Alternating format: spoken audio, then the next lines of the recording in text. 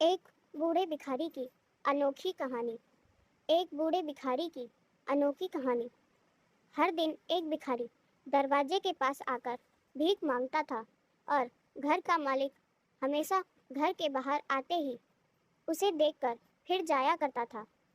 कई बार उसके लिए गालियां भी बकता। वो कहता, तू जिंदा ही क्यों है? पूरी जिंदगी ऐसे ही भीख मांगेगा क्या? धरती का बोझ क्यों बना बैठा है? और कभी कभी उस भिखारी को गुस्से में वह धक्का भी मार दिया करता था। इतना कुछ हो जाने के बावजूद भी भिखारी के मुंह से सिर्फ इतना ही निकलता कि भगवान तुम्हारे पापों को माफ करे। एक बार सेठ को धंधे में बड़ा नुकसान होने की खबर मिली। सेठ बहुत परेशान था कि तभी उसके दरवाजे पर वही भिखारी आया। उसे गुस्से में अपना आपा खोते हुए सेठ ने उस भिखारी को पत्थर दे मारा। पत्थर लगने के कारण भिखारी का सर फूट गया और उसके सर से खून बहने लगा। फिर भी दर्द से कहराते हुए भिखारी ने इतना ही कहा, भगवान तुम्हारे पापों को माफ करे। भिखारी वहां से चला गया। सेठ सोच में पड़ गया। भिखारी को पत्थर मारा, फिर भी उसने सिर्फ प्रार्थना की। सेठ का गुस्सा शांत हुआ। सेठ का मन शांत हुआ। भिखारी का रहस्य जानने के लिए सेठ ने भिखारी का पीछा करना शुरू कर दिया। भिखारी जहाँ जहाँ जाता सेठ उसके पीछे जाता। सेठ ने देखा कि कोई उसको खाना देता, कोई उसको मारता, कोई अपमानित करता तो कोई गाली देता। लोग भिखारी के साथ चाहे जैसा व्यवहार करते, लेकिन भिखारी सबके लिए एक ही प्रार्थना करता, भगवान तुम्हारे पापों को माफ करे। अब रात होने को आई थी। भिखारी अपने घर जाने के लिए लौटा। वो अपने घर पहुंच गया, लेकिन सेठ अब भी उस भिखारी का पीछा कर रहा था। एक पुरानी टूटी हुई खटिया पर एक बूढ़ी औरत लेटी हुई थी। काफी कमजोर और बीमार लग रही थी। वह भिखारी की पत्नी थी। अपने पति को वापस आता देख वह खाट से उठ खड़ी हुई। पत्नी ने अपने पति के भीख वाले कटोरे में देखा, उसमें सिर्फ आधी बासी रोटी थी। उसे देखकर वह बोली, आज बस इतना ही मिला? और हाँ, आपके सिर से खून निकल रहा है, ये चोट कैसे लगी? बूढ़ा भिखारी बोला, आज बस इतना ही मिला। किसी ने कुछ दिया ही नहीं, सब ने गालियां दी और एक ने पत्थर भी फेंका, इसलिए मेरा सर फट गया। एक गहरी ठंडी सांस लेकर बूढ़ा भिखारी फिर से बोला, यह मेरे ही पापों का फल है। तुम्हें याद है कुछ सालों पहले हम कितने अमीर थे? क्या कुछ नहीं था हमारे पास? हमारे पास हर चीज़ ज़रूरत से ज़्यादा थी, लेकिन हमने कभी दान नहीं किया।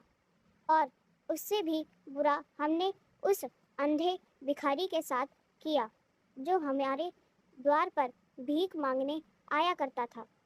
बूढ़ी पत्नी की आंखों में आंसू आ गए।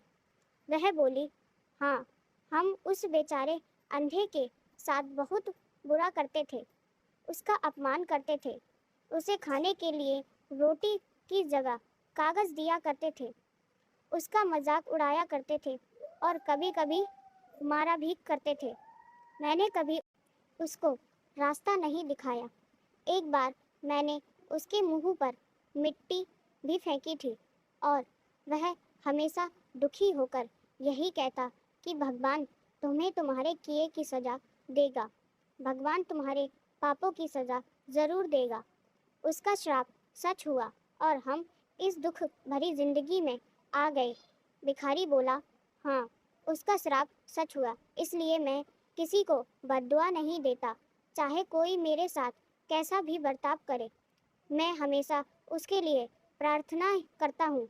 मैं नहीं चाहता कि कोई भी हमारे जैसा जिंदगी का अनुभव करे, किसी को भी हमारे जैसे दुखों का सामना करना पड़े। वो नहीं जानते कि वह कितना बड़ा पाप कर रहे हैं, इसलिए अनजाने में हुए पाप की ऐसी सज़ा किसी को भी मिले मैं नहीं चाहता। सेठ वहीं पर छुपकर यह सारी बातें सुन रहा था। अब उसे सब कुछ समझ में आ गया था। भिखारी और उसकी पत्नी ने वह आधी रोटी मिल बांट कर खाई और भगवान को धन्यवाद बोलकर सो गए।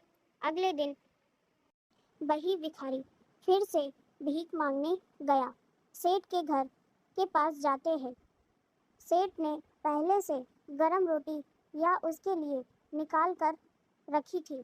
उसे देते हुए सेठ विनम्रता से बोला, माफ़ कर दीजिए बाबा, मुझसे बहुत बड़ी गलती हो गई। बूढ़ा भिखारी बोला, भगवान तेरा भला करे। इतना कहकर वह आगे निकल गया। इस कहानी से जो सीख लेने लायक है वह बड़ी ही सिंपल है कि आदमी चाहे किसी के बारे में बुरा कहे या भला कहे, लेकिन भगवान सिर्फ कर्म के हिसाब से उसको फल देता है। क्या हुआ अगर भगवान नहीं दिखता है, लेकिन यह बात बिल्कुल सच है, उसके खाते में सबका हिसाब बहुत पक्का है। इसलिए जब किसी के लिए कुछ भी करो तो अच्छा ही करो।